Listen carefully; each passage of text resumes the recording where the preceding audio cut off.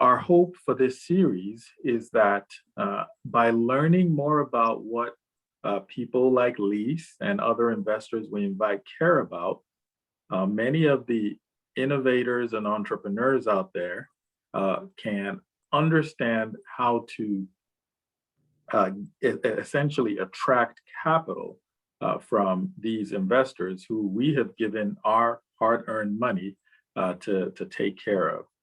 So that's the hope behind this session. Over time, we hope to create an ecosystem of many investors who we would have interviewed. We would learn patterns, learn what they truly care about, and develop content that helps you in your journey to build amazing companies. If we have time towards the end, we will open it up for questions, but we're still piloting this, so we may not have time at the end. At the end, please stick around till the end. We have some exciting news for you. We'll talk about the next session, and we'd love to share a poll so you can tell us how we're doing and how we can improve. So we want to thank you again for joining us, and I'll pass it on to Efosa just to introduce himself, and then we'll get the show on the road. Awesome, thank you, Efosa. And just confirming, you can hear me okay, right? Yes, we can. Awesome, thank you.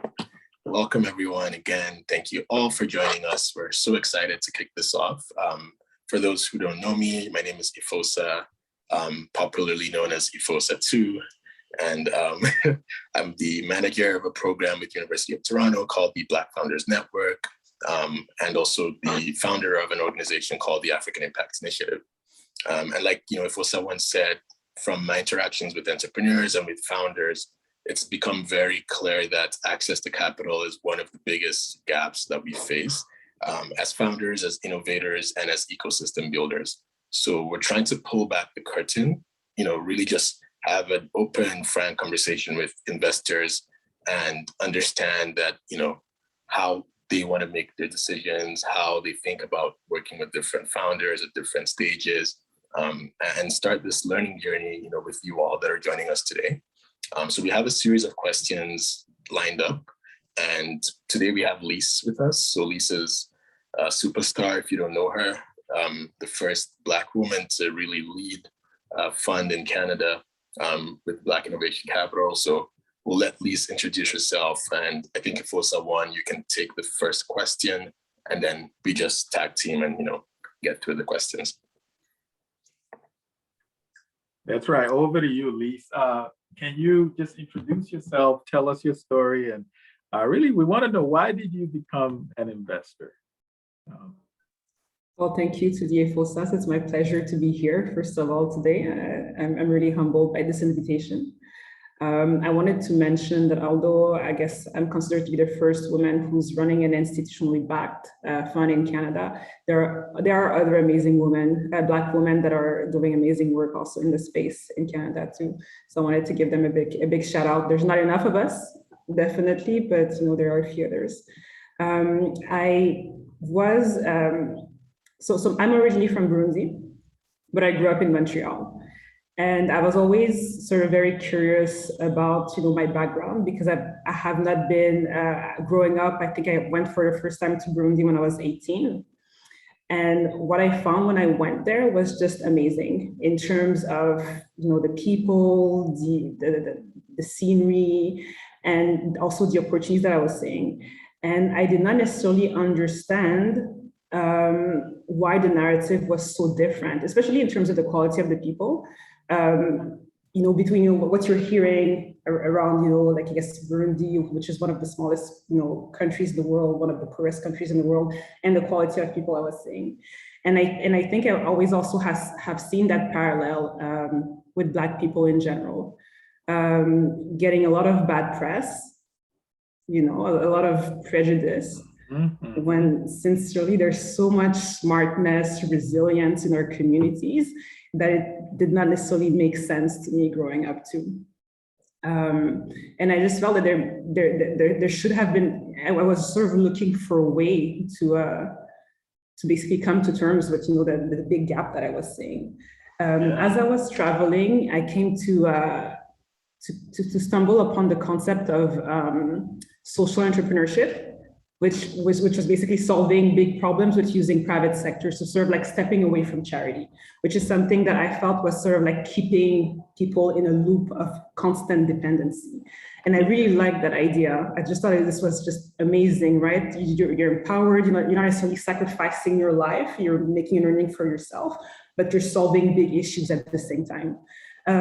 So I explored that a little bit. Then I realized that I was maybe a little bit too passionate by too many causes to basically focus on one thing, which is why eventually I decided to be an investor. So at school, I basically studied finance, and my first career was in hedge funds, so nothing to do with that. But in the back of my head, I knew that I wanted to become an investor and an impact investor. I've always believed that, money, like private sector investment, could help solve the biggest challenges in the world. And I decided eventually to, after I finished my CFA charter holder, I decided to go in Asia, start, my MBA there, and basically change my profile to be more emerging markets and start investing in, big solutions for big problems. As I evolve in my career, it's funny because I felt that I was more challenged in my values working in impact investing than working in traditional finance, because there's a lot of condescendence sometimes in the field. There's a lot of, unconscious bias as well in the way investment is made. I worked in Ghana and I worked in Côte d'Ivoire. I've met with amazing local entrepreneurs. But it was really hard sometimes to sort of defend the files from people who didn't necessarily understand the language of finance sometimes. So there was a big gap. Investment is as much sometimes art than science. And there was a big gap in sort of connecting the dots. And to me, that has always been the center of my work, to make sure that finance was empowering people, and the right people, especially.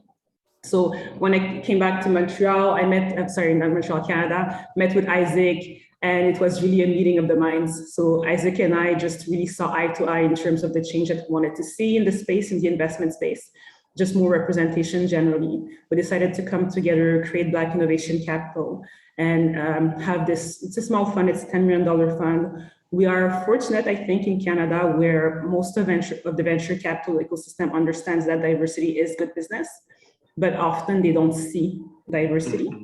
Mm-hmm. And we want to help them through our own investment, create co-investment opportunities, exit to other portfolios, just to make sure to support them having more diversity in their portfolios too, and increasing the flow of capital to diverse founders.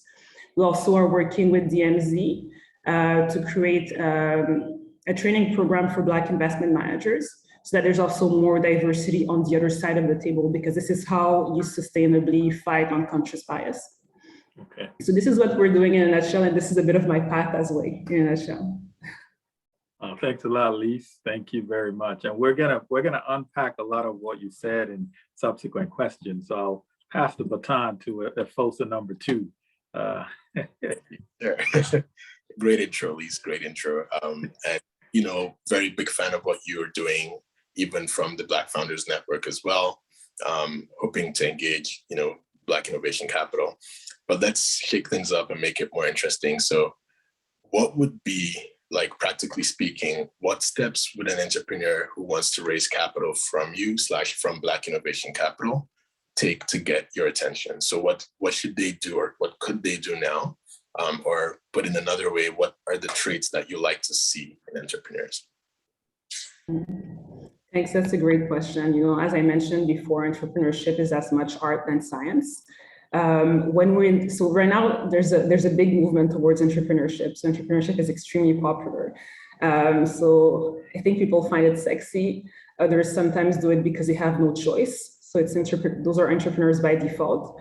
But the reality is that entrepreneurship is the hardest thing that anyone could ever imagine doing, right? So you have no boundaries between work and life.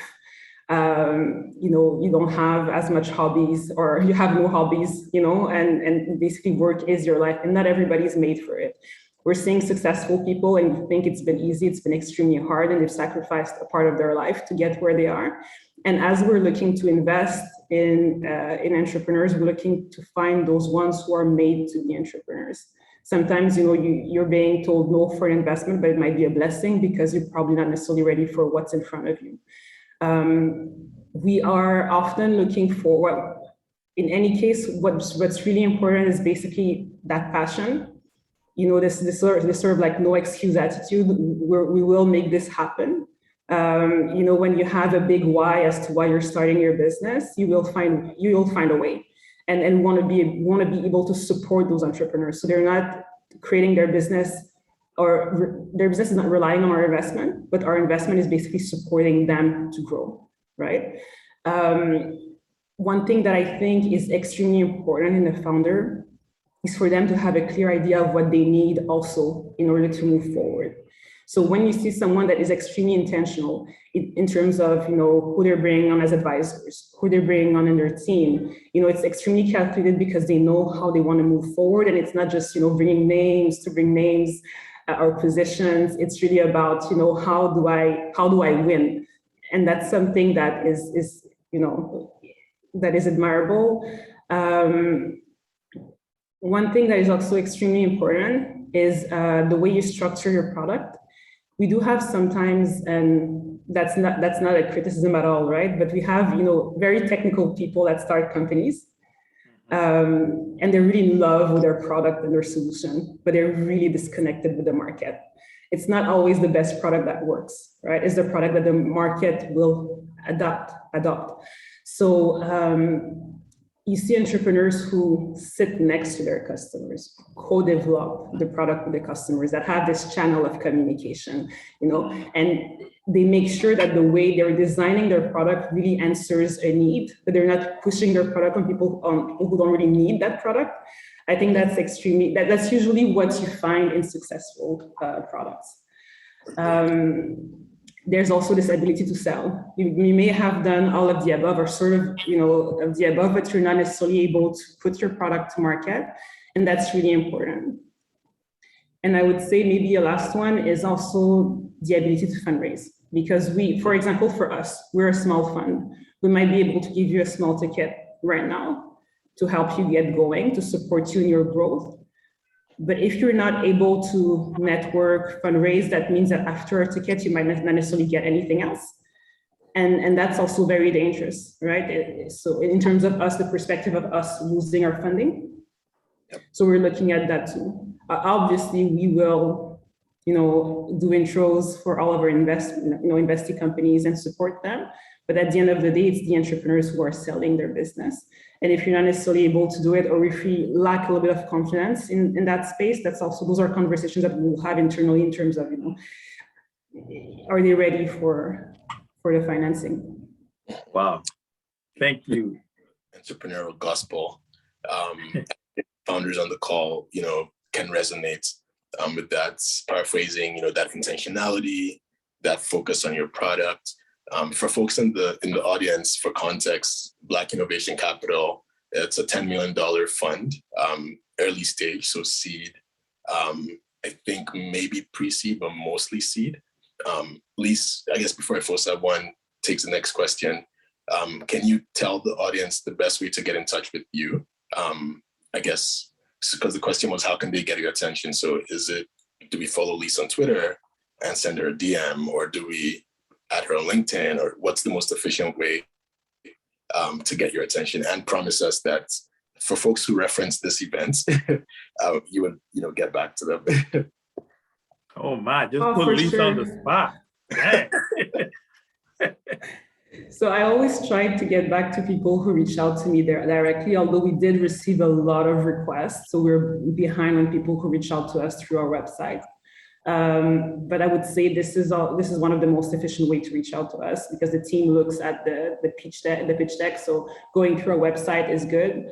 Adding me on LinkedIn, I always love to speak with entrepreneurs regardless of whether they're a fit or not, because I think it's important for our community to get that feedback.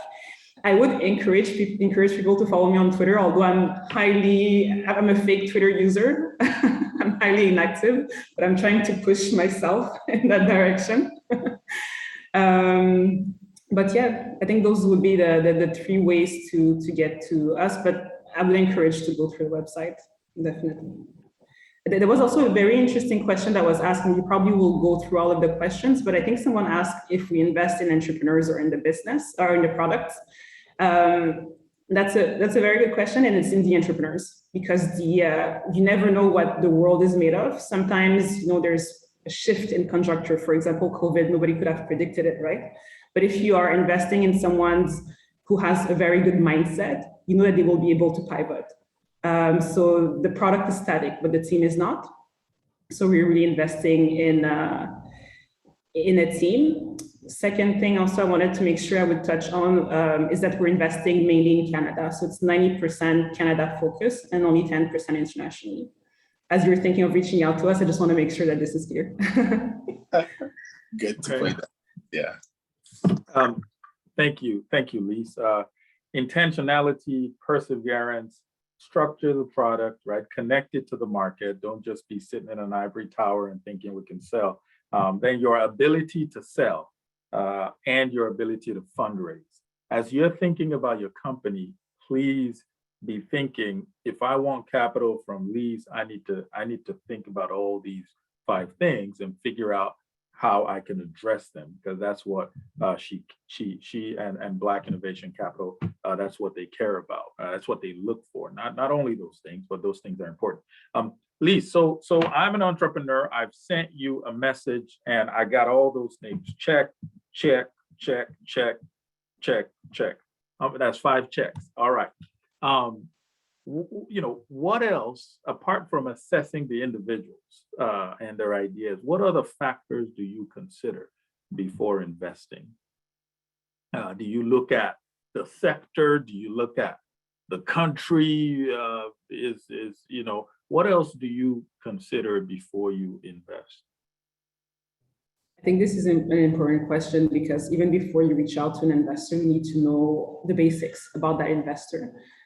Because we all have a mandate. So if ever I'm, investing in education, like I was for several years, sometimes I would get, pitches from people in clean tech, for example. And as much as, they could have all of these criteria checked, this is not my mandate to invest in clean tech. So it's, it's a bit of a waste of both our time to have a conversation. So to be extremely, intentional as well when you're reaching out to an investor is great. So on our end, we're investing in pre-seed and seed stage companies. So if you're Series A and B, happy to have a conversation for fun, but we won't be able to invest. We're also looking at Black-led companies. So if ever, unfortunately, there's not that diversity factor within your company, this is not our mandate too. There's one aspect of our work as well that is extremely important, is that we are working with entrepreneurs and we're looking to be partners for growth. We want to make sure that as we're taking equity in their company, we're also supporting and creating value for them. So when we have companies sometimes that seem great, but for example, we don't understand the business model or we don't understand their field very well, it's not necessarily to say they're not good at what they do, but we're not the right partner. It's about what we can bring and the value add we can bring on the table too. So that's something we are extremely sensitive about. All right, guys, make sure you know what sectors they invest in and what their mandate is, please, before you reach out. Don't waste your time and their time. That's the most important resource we all have, is time. So don't go around wasting it now, and don't be wasting my time. Efosa, over to you, buddy. Yes, sir. Thank you, Lise, for that. And I think if some people in the audience are like me, they learn best from other people's experiences and from other people's successes or mistakes. So this is a bit more practical question. If you can help us with 2 scenarios. So a scenario where you've actually invested or said yes to an entrepreneur, and a scenario where you didn't for whatever reason. And in these scenarios, just like, how did the deal come about? So did he reach out on your website, or was it an intro? and how do most deals come about that tick the box? And then also, how long did it take for you to start and close the deals? And anything else you want to add about each scenario in terms of what really made it a yes or no? So I think that one aspect that is important is what are the most successful ways for us to get deal flow. So there's different ways, so there's basically the cold intros, people reaching out to us directly. But there's also the warm ones from other investors. And throughout my career, it's been the most successful pathway, because as investors, usually we know what is the mandate of the other investors. And we also have like a similar way of looking at opportunities. So often a deal that would come from another investor is a qualified one. Like we've spoken with the entrepreneur, we know their focus, we know they're close to their market, that they've done the work, that they have a great team, that they're there to win. Not a fit for us, but I will, introduce them to another investor. So it becomes easier when you're speaking with that company. You see it right away, not necessarily because of that warm intro, but usually they send qualified deals. In terms of basically how we go about our process, usually when we're interested in a deal, the way we work at Black Innovation Capital, so every fund is a bit different. So we have an internal investment committee where we first do a desk due diligence, try to have an understanding of how the opportunity positioned itself in the market. And have also do a lot of research about that industry and trying to see if we believe there's an opportunity there. We have to be convinced also about the outlook of that market and the opportunity. Then if we decide that there is one, according to us, because everybody can be wrong, we can say no, and then the company becomes widely successful. We then go into a real due diligence with the investee, where we basically send them a checklist of everything we need to know about their company, schedule calls with the team, with their customers, their advisors. And I think that's something that's important to know for everybody starting a company and going through a due diligence process, is that as an investor, you need to have a 360-degree view of the company that you're investing in. It's not just about giving money. It's really about understanding the ins and outs before you actually are able to really trust that opportunity. So the due diligence process is one that is not necessarily the most fun part, but it's really where you get to create a relationship, to know who you're dealing with, and to decide on both ends if this is something that you want to move forward with. It's as much a decision for the entrepreneur than for the investor to move on with that partnership. Because it's a bit of like a marriage, an investment can last several years and you have to get along. Then as you go through that, we then have another committee internally that's called, I guess, a proper investment committee. And the way we've structured it is with people that we have a high esteem of in the market that basically come with us, around the table, looking at the deals together, challenging each other around those deals, just to make sure that the projects and that the internal projections that we're making about this deal are reasonable, realistic, and that we're putting in place everything that we can to make sure that we're looking at a good performance as well for that investment. And from that moment, we can decide whether we move forward or not with a deal. In terms of the time it takes, it really varies. It varies depending on the availability of information, for example. It varies depending on our time too, because, for example, right now, we are fundraising. We are, setting up our funds still. We're entrepreneurs as well. And we are developing a pipeline. We've spoken with over 115 entrepreneurs since we started in June, right? So it's a lot, and we have to keep going. So that also plays in the delays. So usually, I guess some investors could be very, very quick in their due diligence process if it's only very light, and it can take a few weeks, and others take a few months. Interesting. So you just said something that caught my attention. You're fundraising. I don't think a lot of entrepreneurs have that in mind when they think about investors, right? They just think these are guys that were born with a ton of money in their bank accounts, and they have figured out they just got to give it out, right? But the job of an investor is also in many ways the job of an entrepreneur. You also go out to raise funds, and you have to sell your thesis and what you're doing and why you are the best person to get access to that capital. Appreciate you sharing that. Yeah, absolutely. And that's something I believe that a lot of people sometimes don't understand. They're saying, well, these investors, they don't invest fast enough, or they're not investing in us. Why? And the reality is that even in venture capital, you have to account for failures in your portfolio, unfortunately. But the goal is to have as much wins, because you're selling your ability to invest. You're selling to your own investors that they will get a good performance from you. And if you are investing carelessly, then first you're breaching your fiduciary duty, because you have a duty of care for those investments, for those dollars that have been entrusted to you. But then you're also sort of ruining your service, right?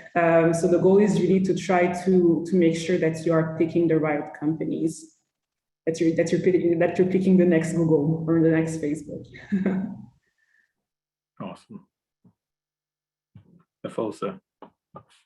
Thank you. Okay, so another question. This time I'm going to keep it to one question. I saw the feedback in the chat about. I know, man. I know that's cheating, man. That's cheating. I'll ask 2 or 3 questions in one. Stop that. I guess it's piggybacking off of the previous question, or I guess if also one's previous comment, because like you said, everyone thinks investors have access to all this capital and just have everything figured out. Even with BFN, like a lot of what we're doing too is fundraising and talking to other investment partners, etc. But I think it's important we also share with founders and builders other things that they might not really know about how things work on the back end.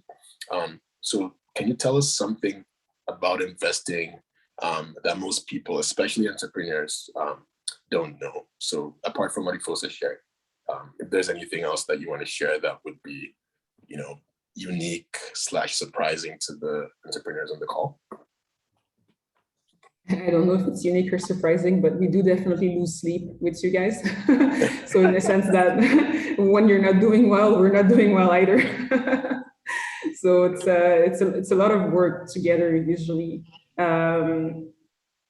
Yeah, I think this is we also go through due diligence that is long and painful with our investors. So that's also why we want to be extremely careful, and we want to make sure that we're following our investment thesis, but because this is what we sell to them. We do also have a board. We do have governance structures. We do have compliance, and depending for us, we are in a structure where we are a private VC fund. So that's one thing. Then you have other type of investment vehicles that are within companies, for example, and there's a bigger strategic mandate within that company. That's why they're making certain types of decisions. So I think it's always interesting to be mindful of what's important for the company and for the investors before pitching to them, and sometimes it's not about changing the way you sell to fit into what they're doing, but it's about finding the right match. Because it can become hard as you go if ever you're trapped in a relationship that's not the one for you. So that's something that is very important to keep in mind. All right. Well, I want to ask a question now about just how you support portfolio companies, right? So we've talked a little bit about how you assess the landscape, what you look for in entrepreneurs. Some of the things that are hard for investors that other people might not know. You go on fundraising campaigns as well. But say you've now invested in a company. Do you invest and just like peace out, or like how do you support your portfolio companies? Give us a couple of tangible examples and ways. You said you sleep with them in the sense that you grind with them. How do you do that? I meant I have sleepless nights with them. Yes. No, yes, let's make that clear. Sorry. That's a very good question, because this is also a question every entrepreneur should ask any prospective investor. What will you bring outside, capital? Because you want to make sure that you're giving out equity for additional value.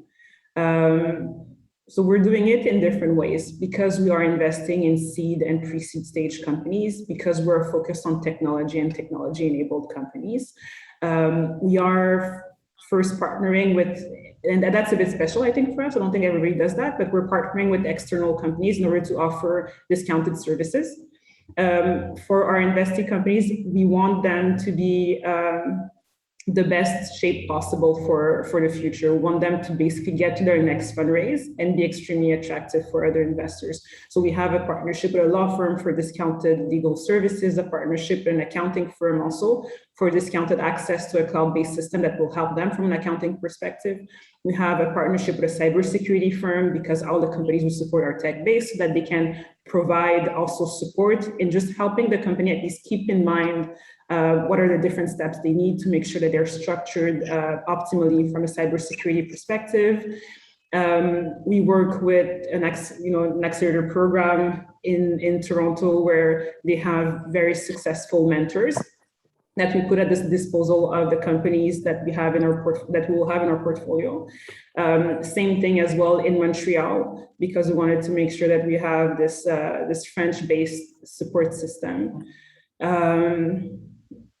From our own perspective internally, what we do, we try to open doors as much as possible. We introduce to future investors for them to start early on the relationship buildings, but more importantly, we introduce them to potential customers.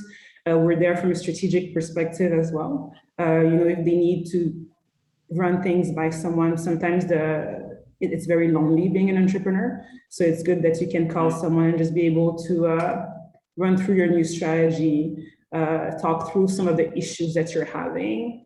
And that's something I've done countless times, and I'm still doing, even with my past portfolio companies. They're still calling me up until today, sharing different types of opportunities with them, because that's what you do. You're really vested in the success of the companies you're partnering with. Thank you. Thank you for that. And so, support, it sounds like it's very context specific. You look at the entrepreneur, what do they need? And then how can you help them get to the next stage of growth, whether it's the next raise or hitting some milestones. And that sort of brings me to the next question I have, which is, we write a lot about what we call market creating innovations. These are innovations that go out there and target what we call non-consumption. So they target people who historically have not had access to products and services on the market. In so doing, the entrepreneurs are able to create a product that's attractive to non-consumers, right? People who just cannot afford what's available, or just don't have the time or expertise to consume it. And they create a new market. A lot of times, a lot of wealth comes through, a lot of development comes through, a lot of growth. But these are really hard to pursue because you're putting money and resources behind a market that does not yet exist.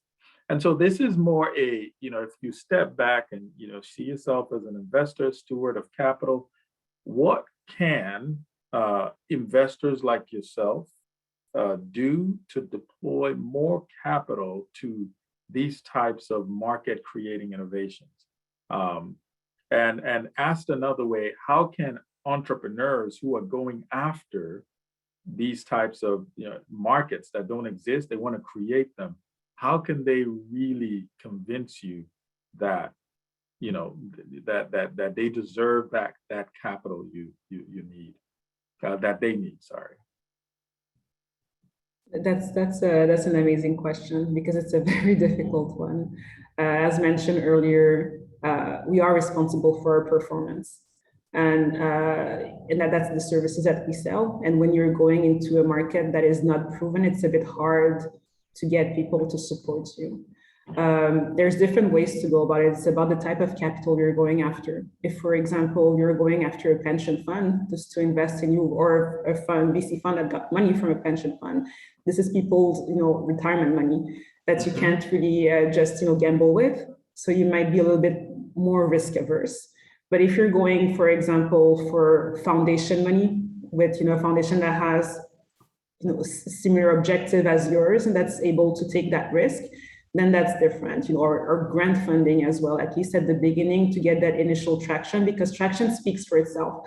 As much as you can sell something and say, I know that these people will buy it, I think that maybe 5 times out of 10, and I'm generous, I would say maybe 7 times out of 10, they probably will not, so 3 times out of 10, they will.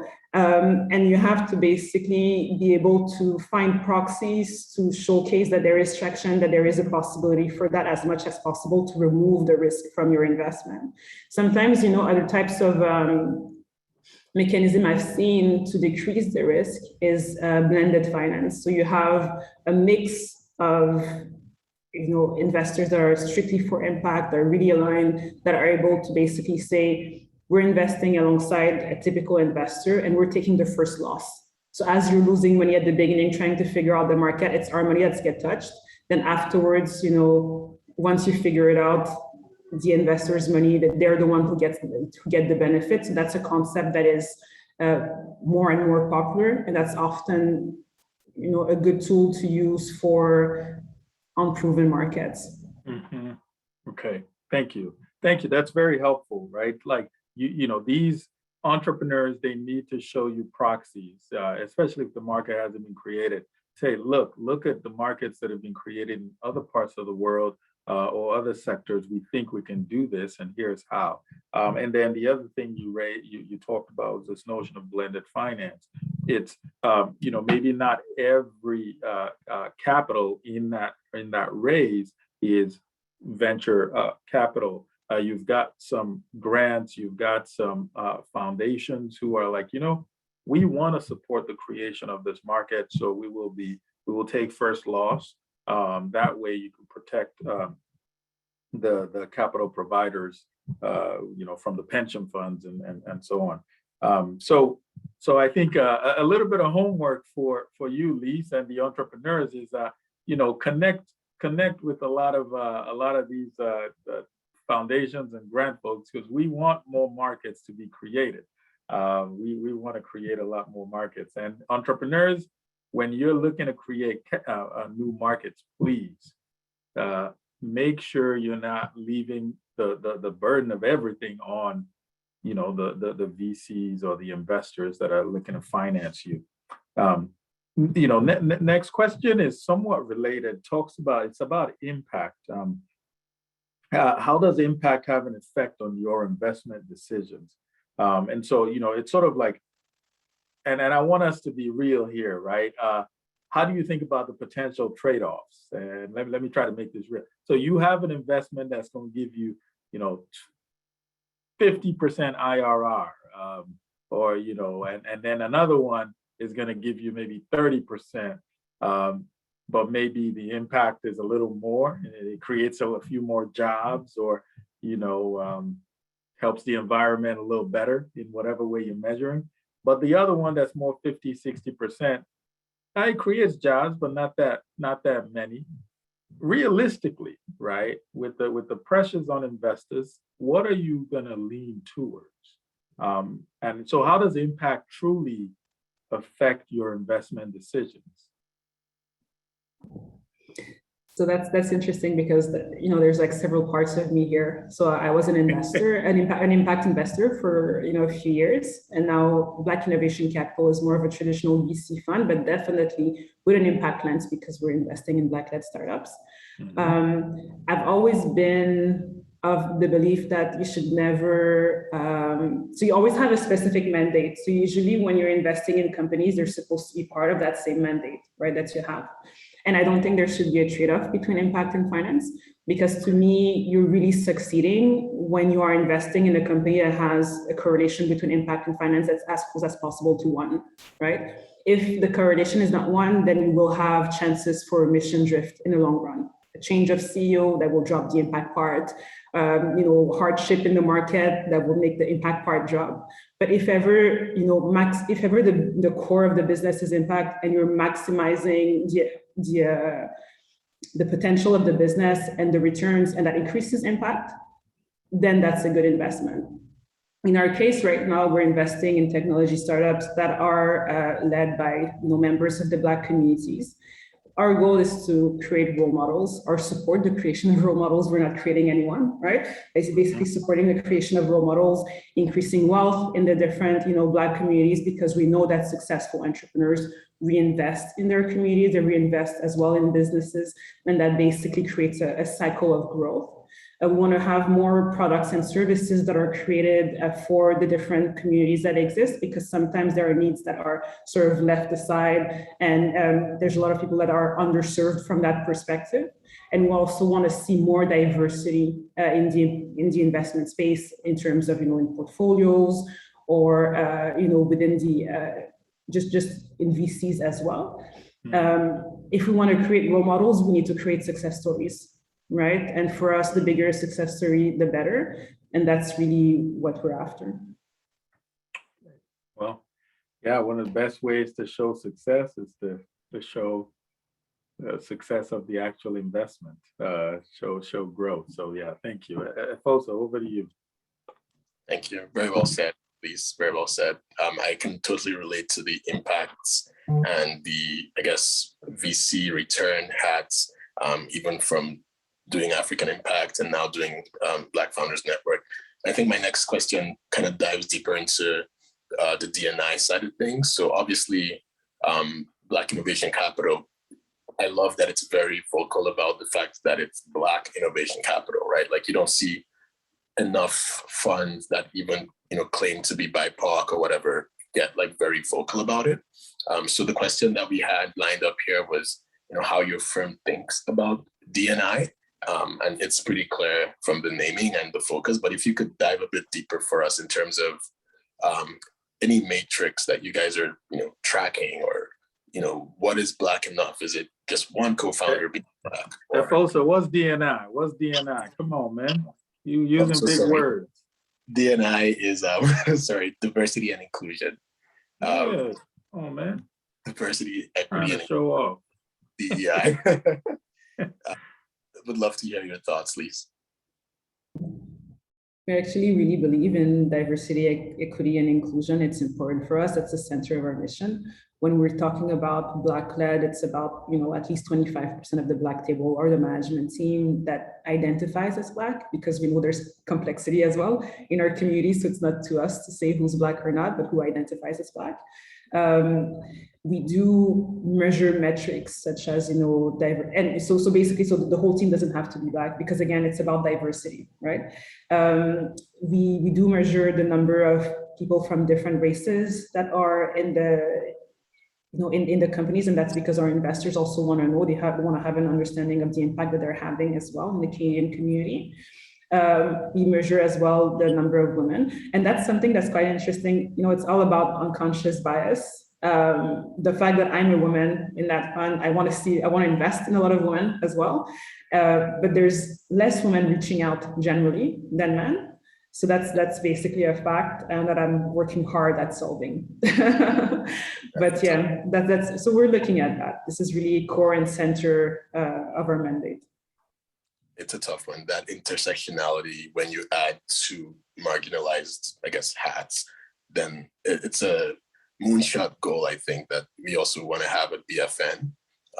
We've had a lot of investors that want to also be focused on gender reach out to, and I think it's a unique battle. Like, how do you even increase that? I think part of the answer is having Lises, leading the charge and being people that they can look up to from kind of wanting to even get into the space, right? But I think we have a lot of work to definitely do to continue that battle. I think we're almost at the end of the questions we have scripted. I know there's so many questions in the chat, so many. How should we handle? So many. Well, the last question, which is one of the most important questions, is we're going to ask every investor who comes on the show, and we're going to take a poll here. How do you like your water, still or sparkling? Sparkling. Sparkling. See, Yeah. Why? I'm curious. I don't know. It's anything that sparkles should taste like Coke. No, I actually don't like Coke or Sprite, but I like sparkling water. I'm definitely on the still can. I feel like everything is so chemicalized. I'm so wary. All right. Well, we have a lot of questions, and so let's try to just get as many as we can. Linta says, "What is the average check size for you?" We actually have a profile of Lise that we'll share online that has that information. But maybe Lise, while we have you here, what's sort of your average check size? And you can hit us with the range, minimum and maximum. Average would be 350 if we take into account, for one investment, but first check is usually between 150 and 250. That's $1,000. Yes, in thousands of dollars. Yeah. Yeah. We have a lot of internationals here, so that Sorry, we that's true. And I need to say Canadian dollars. Yeah, Canadian Because dollars. this is But different. it's very close. It's very close. It's not the same thing. Either way, it's a lot of good money. So one question from an anonymous attendee is where does trust and relationship play in your investment decisions? That's a very good question because it's a good one. So one of the things that we're looking at is the entrepreneur open enough to sort of listen to what we will have to say? That's what investors call quote unquote coachable, especially if it's, I guess, a younger entrepreneur, let's say, because we have seen a lot throughout, I guess, our investment life, a lot of mistakes that are being done, and want to be able to share them with the entrepreneur, with them still having the agency for the decision at the end, but able to listen and not necessarily sort of like run into the same walls as the others have before them. And if we're speaking with someone who you feel is just there to take in the money and not, and sort of turn your back on you, this is something that, like we don't really want to partner.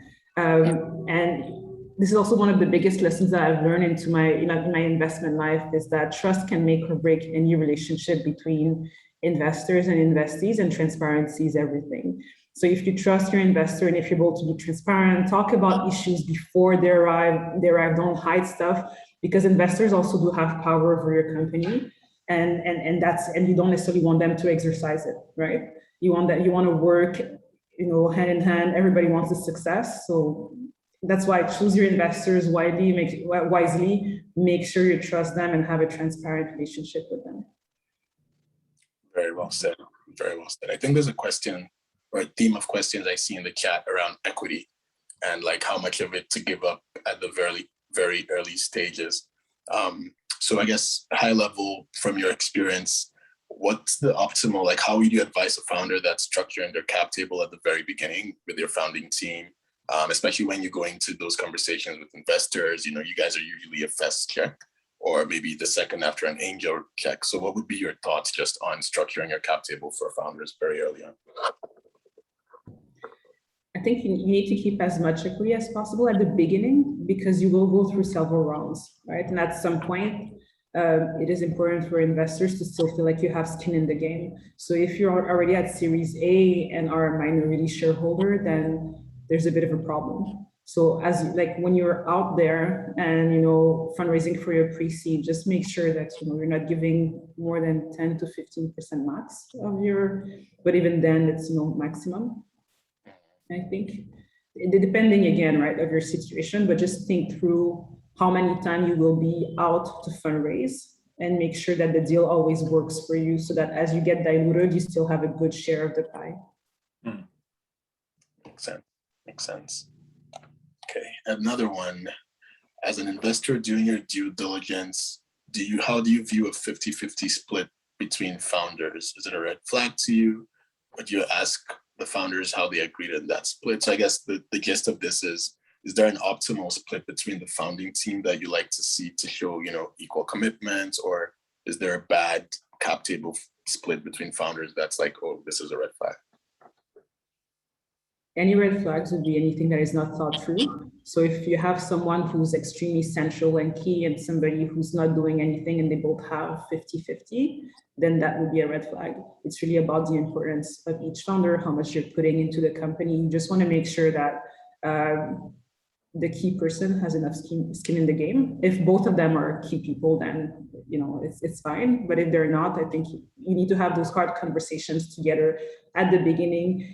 Founders fights happen more often than we can imagine, and you want to make sure that everybody's happy with the deal from the get-go, that it's fair, so that the partnership lasts.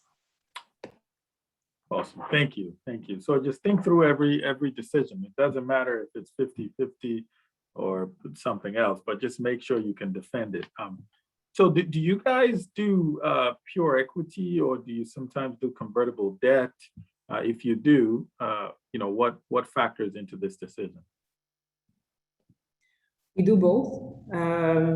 What factors really into the decision is the stage of the company. Sometimes when it's extremely early stage and the amount that is being raised is extremely small, it's not worth it to have an equity round. It's easier to just do a convertible debt. Then you don't necessarily have to talk about valuation right away. We can move a little bit faster. Equity is a bit cleaner. So when it's a sizable amount of money, it's also more expensive, in terms of legal fees. So when it's a sizable amount of money that is being raised, when there's enough investors around the table, then it's worth really talking about valuation and having an equity round. Okay. And then one more question here from the audience is sort of, how do you deal with a situation where you invest in a company, but fast forward, the relationship didn't work out, and maybe the investment is not looking good? How would you advise an investor to recover the investment? I don't know if you just cut your losses, but So there are different school of thoughts around that, right? So there's a lot of people who would cut their losses and just say, you know what, we have other investments, so we'll just let that one fail. There are others who fight for it in different ways. So they'll sometimes sort of trigger a turnaround with change of management team, depending on how much they have invested. So it really depends on the situation, how strategic that investment is in your portfolio. Gotcha. Okay. Well, I think we've gotten through as many questions here as we can. Let me see. Fosa, do you see any that we've missed? I don't think so. No, I think for the most part, we've covered most people's high-level kind of philosophical questions. So yeah, be good, and we're right on time as well. One last one that I think you actually put in the profile we made for you is, is Black Innovation Capital industry agnostic? Or what industries do you gravitate towards?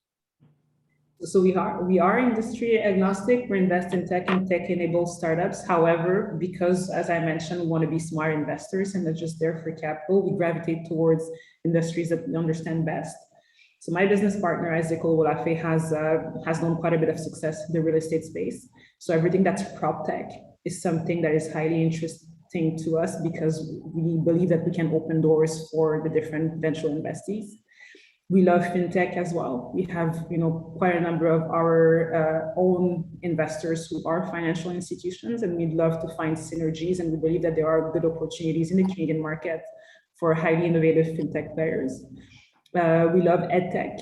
I've been managing an edtech portfolio for past years, and we do know international investors in the edtech space. We understand the opportunity and the momentum in that space, and we also have a soft spot for minority-focused products.